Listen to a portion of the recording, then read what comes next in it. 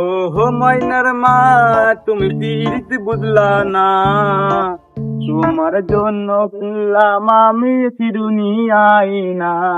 আরে চিরুনি এই রাকিবুল পাগলা, রাকিবুল এই চবাইতে ঘুরে আসি। তুই খেপেছিস নাকি? এই গরমের মধ্যে আমি এসির নিচে বসে আছি, আর তোর সাথে আমি এখন এই রোদ্রে বাজারে যাবো। একদিন আমি কালো হয়ে গেছি। যাবি না তাহলে? ভাবলাম আমার শালিটা এসেলো, তোর সাথে একটু আলাপ করে দেবো, একটু ভাব করে দেবো, একটু ভর্তি মুত্তি যাই বিকেল বেলা। থাক তো যেতে হবে না, আমি যাই একা একা। এ ভাই যাস না ভাই, একবার ডাক, আমি যাবো ভাই। যাবি? হ্যাঁ ভাই যাবো।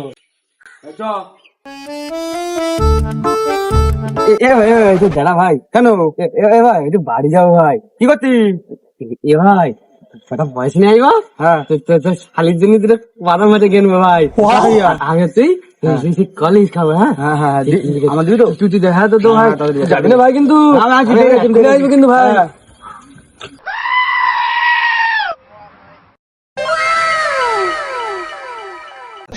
গিলি আর ভাস করে চলে আসলি সালমান খানের মতো ড্রেস পরে, কি ব্যাপার? এ ভাই আমার কিন্তু খুব ভালো হয়েছে ভাই।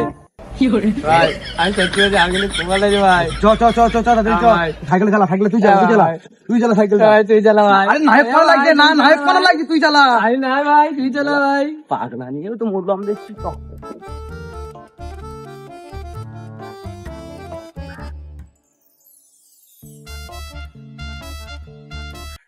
এই বাজারটা নে, ধর বাজারটা ধর, আর রাখি বলি দুটো খাতি মারি দে, আর বসতে দে, আমি ঘাস কেটে আসি করো।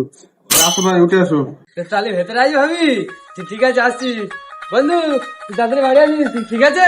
আমি বসলাম।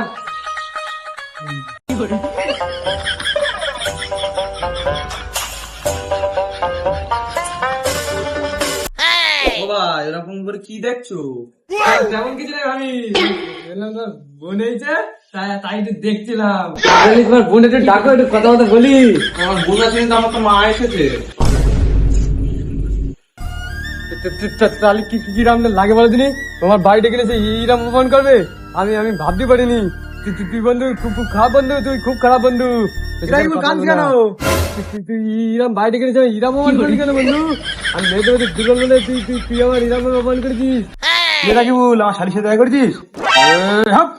গুলি মেরে তো তোর গুলি মেরে